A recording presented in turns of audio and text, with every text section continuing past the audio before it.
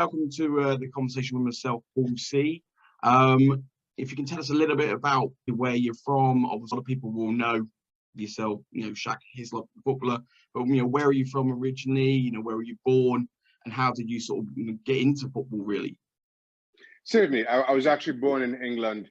My dad's part of the Windrush generation, and was a teacher. Then went on to law school in England, and that's where I was born. My parents moved back to Trinidad and Tobago. Both are originally from Trinidad and Tobago. They moved back to Trinidad and Tobago just as I was about 2 years old. So I have another brother who's 18 months younger than I am. And my parents moved back to Trinidad just after he was born. So I grew up in Trinidad and Tobago. I considered myself Trinidadian and Tobagonian. Then went on to university in the US after graduating high school at age 18.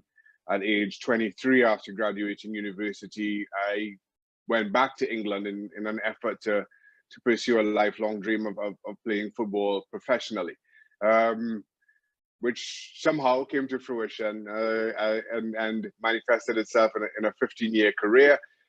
After retiring from playing professional football, I then started working with ESPN here in the US as a football analyst, and I've been doing that since. I just celebrated my 13th year working with ESPN, so 13 and counting. Congratulations on that. The interesting element, and not a lot of people will probably know this, obviously, with your education being in the US. A lot of people that follow football follow the football element, or they follow where you are on TV at the moment, but wouldn't necessarily know that obviously you went to study in the US. So where did football come into that? Sort of what sort of age range did you even realise you had the sort of skills in that sport? Well, I always played. Okay. I have photos of myself as a baby, and my dad kind of holding me up, kicking a ball. So I have no recollection of where it started or how it started. Football was just always a part of my life. Okay. In Trinidad and Tobago, we played a lot with friends. And as you kind of grow up, you start to realize that you're kind of good as compared to your friends. I first played junior international football as a 10-year-old for an under-12 team in Trinidad and Tobago. As first time I started goalkeeping, as I walked up for my zonal trials, the coach Barney Smith just said, "You're the tallest, you're in goal," and that was kind of my how it all started for me in playing goal, because I never did before that. Made the zonal team as a goalkeeper, made the national team as a goalkeeper, and that's kind of where my position has been ever since. I say that even as kind of growing up and progressing through the ranks in football, I still managed to play out on the field as much and as often and for as long as I could. In high school, I was a goalkeeper I was only 13 years old, but I was a goalkeeper for the under-16 team, but played centre half for the under-14 team. As a 15-year-old, I was a goalkeeper for the under-19 team, but played centre half for the under-16 team. So kind of always managed to find some time out on the park where I could. So football has always been a part of my life, and then growing up in Trinidad and Tobago, as I said, certainly at the time that I was there was no professional league. There is a professional-ish league, if I can call it that now, but there was no league, and players coming out of high school, probably their only real option, or what you thought was the only real option, was pursuing a university scholarship, have football or soccer pay for your education, and you find a professional placement after that. It was only after Dwight. So I started in college in the US in '87, and I think Dwight moved to Aston Villa around, might have been 88, somewhere between I think 89, 90, so probably 1990. So Okay. a few years after I started, and that's when players started realizing, or there was that bridge between the professional game in England and clubs scouting earnestly in the Caribbean at the very least. But when I was coming to the end of my days at high school, university was the most realistic option for me, and that's what I did. I was recruited by Howard University, a school I knew well. They've always had a strong influence in the Caribbean, have a strong Caribbean population in their student body. One of their former goalkeepers was the one who recruited me. Was from Trinidad and Tobago, Trevor Leiber. They're most noted for as the only HBCU to win an NCAA title, both in 1971 and 1974. The coach of that team was Lincoln Phillips, another Trinidadian, another former goalkeeper. So I knew the history of the university. So that's what I did. I was recruited, enrolled in Howard University, majored in mechanical engineering with a minor in robotics. And it's only as I started to come to the end of my undergraduate degree that I really started to give professional football some serious thought. So you had a choice between NASA and the Premier League, then, Shaka. Well, I'm not sure if NASA, in all honesty, was ever a realistic option to that. I did intern in NASA at the end of my junior year at university, so that would have been the summer of 1991. And my other realistic option was to go on to do a master's degree at Howard University in mechanical engineering. If football didn't work out, that's probably where I would have ended up doing that master's degree, and who knows what would have come of that. But I guess there were other plans, other things in store for me. I don't think there's a goalkeeper alive that's ever been able to work out angles better than yourself. Now, which is sort of blow their mind. Is that something, not sort of digressing too much, but is that something that you would ever, go back to, or is that something you just sort of parked out? I listen. Even when I was at school, the technology was moving at a rate that they felt within 5 years, 50% of what you learn is now outdated or defunct. It's now fully, next year will be 30 years since I graduated university and I've done anything in mechanical engineering. So I think that as a realistic career pursuit has gone beyond me. And it's fascinating hearing about yourself. People will just assume that although you've got a passion for it, it wasn't like you were suddenly thinking that's my profession from the age of 11, when you're going to study that. What was the first club for yourself when you came over to the UK to sort of take up football, I suppose? Reading. Reading was my first Reading was club. The first one. Reading was the first club that I played for, offered me a professional contract. So let me warn you, Paul, everything with me has a little bit of a backstory.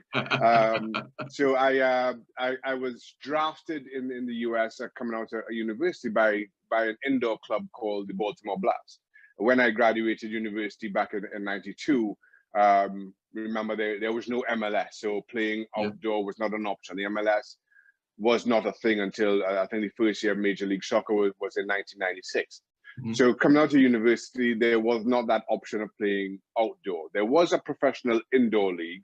I played in what was called the Senior Bowl and drafted by the Baltimore Blast, which is the nearest club to where I went to school. Howard University is based in Washington, D.C.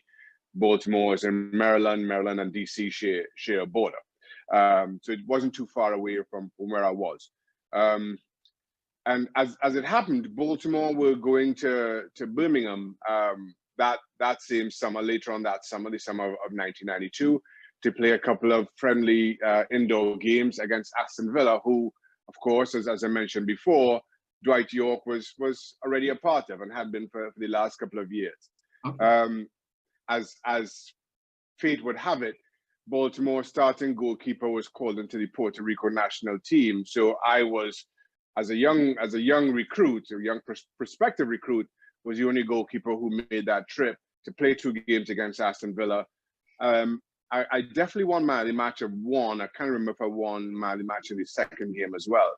But there was a Reading scout in the stands. They saw me. They offered me a trial to bring me back over for what was meant to be a 2-week trial. That eventually, after 2 months of being on trial, they offered me a professional contract. While I was there, while I was in Birmingham, as it would happen, and just kind of giving professional football some thought, I just started doing, job search, going to the job centers as they were back then, keeping in mind that this was well pre-internet era. And I saw a job advertised for exactly what I did at university, starting salary of £20,000. So I thought, listen, if a club offered me a contract, that would be the minimum that I would accept as a starting salary, because it was not lost to me. And to your initial question, Paul, the percentage of people who play football or dream about playing football professionally, and those who actually do is minuscule. And you have to. I was always kind of realistic about that as a career path. And again, just having the grounding, growing up in Trinidad and Tobago, and it never being an option, maybe allowed me that clarity of sight. But now, roll the clock forward, some 15 years as a young man dreaming of playing professionally, to now kind of be on the doorstep. I still, kind of recognized how slim those chances were. But, again, as I mentioned, a couple of months later, Reading offered me my first professional contract, starting salary of £400 a week, £20,000 a year. That was not my doing. That was just an offer that they presented. So I jumped at the opportunity, and I'm happy that I did. When you're at Reading, I appreciate it's not the riches, and it's not, setting up your whole life and all those things. What is your mindset at that point? Do you suddenly go, wow, I've made it? Or is it, I'm really only just at the very sort of beginning, if that makes sense, because it's very easy to get that first contract, especially in that line of work. And you can go, great, I'm a super, not so much, these days you get the money along with the contract. But, back then you think, wow, what, do you suddenly think you're a superstar, or do you, sort of look at the monetary side? I did. And I say that kind of jokingly, but laughingly. But keep in mind, again, I'm a young man from Trinidad and Tobago, and I grew up watching English football on my television, and Saturday and Sundays, and a lot of the broadcast was black and white. And now all of a sudden, here I am gracing some of these same fields. So while I say, yeah, I feel like I make it, it's in that context that I grew up watching this, and never dreamt that I would be. I also hasten to add that I'm playing for Reading in the second division, what is now League One. Yeah. I'm earning the pricely sum of £20,000 a year. So by anybody else's measure, I am a long way from superstar status. I am a long way from having made it. But that's how I feel. I feel this is me living a boyhood dream. That being said, you realize very early on how fragile it is. There's always somebody who wants your spot. There are other goalkeepers sharing the same dressing room, sharing the same team bus, that want to play ahead of you. There are challenges that you don't expect, and up until you confront them, you're not quite sure how you're going to negotiate. So while I say that and kind of laugh at it, I also will add that within a year after the end of my first year as a professional. So I signed a 2-year contract in 92, went back to Trinidad and Tobago the summer of 93 at the end of the season, and played, I think I played 12 or 13 games and really struggled. And I told my father I didn't want to go back. I had no interest at all in going back. I found it really hard to settle in. I wasn't enjoying it. And my dad's advice to me then was, you know, you signed a 2-year contract. And the one thing we do, you know, I credit my father with so much of who I am.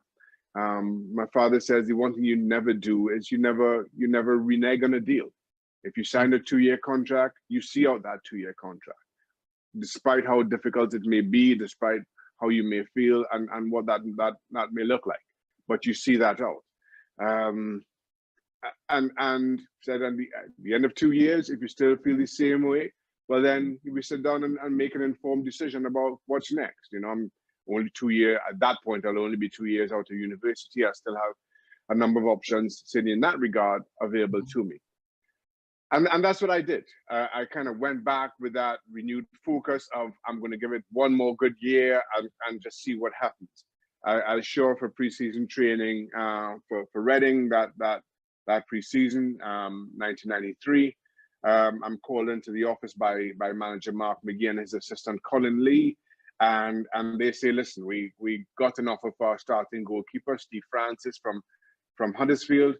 It's an offer that the club couldn't really refuse, and we don't have any money to bring anybody else in. So you're our number one. And that was it.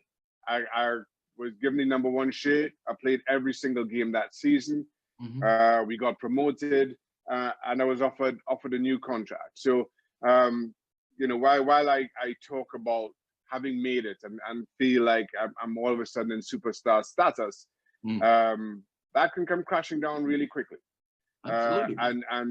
And you have to refine that focus and refine your motivation, whatever that may be. My motivation at the time was simply that I'm only as good as my word. I gave Reading my word that I'd be there for 2 years, and I was prepared to do that. And then things just kind of changed rather rapidly. I also don't try to disguise that story in that, you know, the only reason I was given the nod is because Reading didn't have the money, and I had to make the most of that opportunity. However it came to me. Paul, and you talk about the size of the industry, and obviously I know football and the football industry better than any, or better than I know any other industry. Let me say that. And you, even in my 30 odd years in involvement in the game at the professional level, you recognize how big the industry is and how it continues to grow. To your point, and to your clientele. So for instance, when I started at Reading, I had Peter Bonetti as a goalkeeping coach. Now Reading didn't have a dedicated goalkeeper coach. Not many clubs did. But Peter Bonetti, who, for those who don't know, former Chelsea goalkeeper, Chelsea and England goalkeeper, and how he made his living after the game was he would go to clubs, usually 1 day a week, but he had a rotation of 5 or 6 clubs within driving distance of his home that he would do 1 day a week. And that's how he made his living as a goalkeeper coach. Now, some 30 years later, every single club in professional football has a dedicated goalkeeper coach. That is not even a question now. Whereas 30 years ago, Peter Bonetti was driving around to not just second division clubs as we were, but also to Premier League clubs doing 1 day a week. And so that shows how the industry continues to expand. Recently, over the last couple of years, we are talking about set piece coaches, and we jokingly have a poke at throw-in coaches, which all of a sudden are a part of an ever-expanding industry. This week, in another sport, we're talking about Naomi Osaka, the #1 tennis player in the world, withdrawing from the French Open.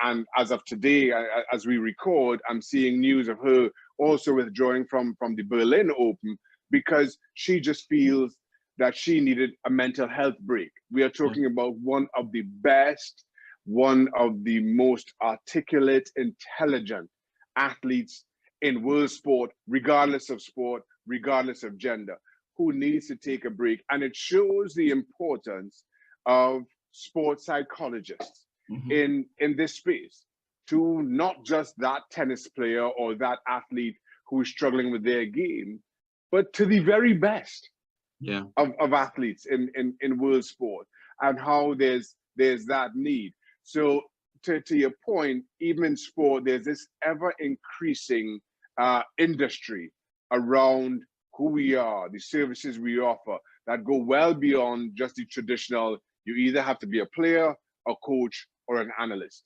It's so much more, and those opportunities continue to show themselves.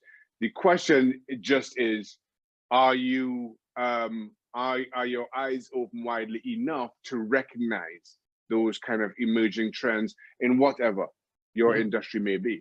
When you jumped up obviously to Newcastle, and you know, it's such an incredible time for Newcastle, and it's almost like the golden era, isn't it? At what point is that just sheer enjoyment? Because obviously, as somebody who wasn't even a fan of Newcastle, I was enjoying the football. So, you know, I imagine you must have sort of got caught up in the whole sort of bubble of that. And what point does it go from just sheer enjoyment to unbelievable amount of pressure? So I always talk to people about these sort of mindset makes moments. So for instance, you know, obviously from myself speaking to you today, for me, it's all about really enjoying the conversation rather than worrying about, you know, everything that comes after it, and enjoying the moment. And I know that's easier said than done. But in terms of Newcastle, how did you cope with the pressure, you know, at that level at that time? I coped with it differently at different times, and I say that because as much as you talk about enjoyment and living, you know, certainly kind of being engrossed by this, living my boyhood dream and playing football at the highest level, the pressure's there, and you feel it daily, and at times it becomes very difficult to bear, and at times I did find it overwhelming, and I struggled with it for long periods, especially early on, even when that first season, 95-96, where we were leading the season for so long, and then had that late season collapse, and Manchester United just pipped us to the title. But the pressure I felt there was it was a lot, and at times it was very difficult to bear. And I say that because it changed, and you ask about when it changed and how it changed and how I was able to deal with that. So again, the backstory to this: my wife and I got married in 1995, just before I joined Newcastle. Our eldest child was born in the following summer, August of '96, and then it would have been towards the second half, back end, I'm going to estimate it as maybe March 1997, March or April 97, our daughter got ill. It wasn't serious, but she had to be in hospital for a few days. And that's kind of hit me, seeing my daughter at hospital, having to leave the training ground to go straight to hospital and spend the rest of the evening in there with her. My wife was by her bedside throughout. That changed a lot for me. It really made me put into perspective what was important. Yeah. And from that day on, as much as I felt the pressure, as much as I was aware of the pressure, it never overwhelmed me, because I knew what was important.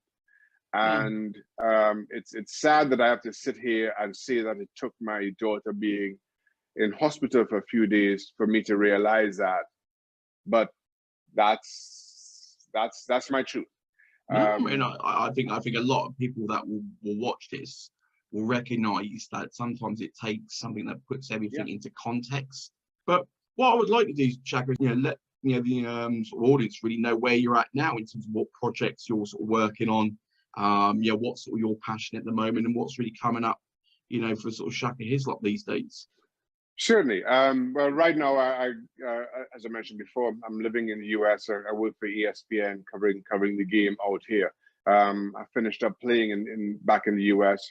Spent a year with FC Dallas before retiring, and then moving on to ESPN just after. And that really has been my focus. And while I'm looking for other opportunities, one that I'm pursuing. Or will be pursuing far more seriously once the world opens back up and we're allowed to travel, and maybe we'll have another conversation once I get that off the ground. But those are the things that I'm doing now. Also, and we speak about what the last 12 or 18 months has given us, and in terms of opportunity. I just after I joined Reading, I'm the founding patron and still honorary president of Show Recently Red Card, which is UK's largest anti-racism educational charity. I proudly boast in excess of 850,000 children have had one day's full anti-racism work in one of our workshops over the course of our existence. We proudly boast, as I'm not sure if you're seeing my T-shirt, but this year will be we're celebrating our 25th anniversary. Congratulations. So that has also been a focus, kind of given what the world has, I believe, called for over the last 18 months in response to the George Floyd killing, and what you've seen since. So in response to that, we've had a lot of support. We've had a lot of requests for the work that we do in a number of different capacities, and a number of new capacities. We also have a strong corporate element, which has really taken off over the last 12 months. So that has occupied a lot of my time over the last 12 months, as I mentioned. So there are things that I continue to do, as I say, ESPN is my 9 to 5. There are things that in terms of Show Recently Red Card, I feel delivers on what I believe is each of our social responsibility to deliver a better world to the next generation. And I've found that in my work with Show Recently Red Card. And though I'm over 50, though I'm sure you know, Paul, and on the show I continue to say I'm mid 40s-ish. You look a lot better than me, Shaka. So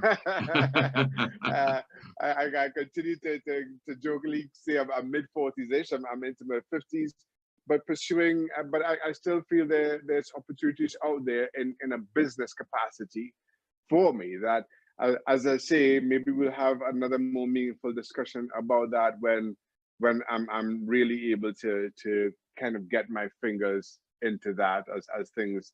As they have started opening back up. Well, I'll call this In Conversation with Shaka Hislop Part 1, then, Shaka. So we'll put the Part 1 there and pick up Part 2, obviously when no problem at all. Good for yourself on that. Well, Shaka, it's been an absolute pleasure with yourself. I knew it wouldn't be a letdown with yourself. I mean, you, to some extent, the time that we've been live doesn't really do it just because you've got so much that we could be sitting here for 3 hours. But obviously, absolutely, yes. Pleasure, Shaka. So last one for you, Shaka, a bit of football. Let's end on the football front. So who's going to win the Euros this year, Shaka? I still think France are favourites, despite being in the group of death and despite Karim Benzema limping off in that friendly last night. I still think they have the best squad. And top goal scorer? Have you got a tip for the top goal scorer? Top goal scorer, I'm going to go Kylian Mbappe. Kylian Mbappe, fantastic. Shaka, absolute pleasure. It really has been today. Look forward to catching up with you soon. You have a great day. And to you, Paul. Speak soon. Thanks, Shaka. Take care.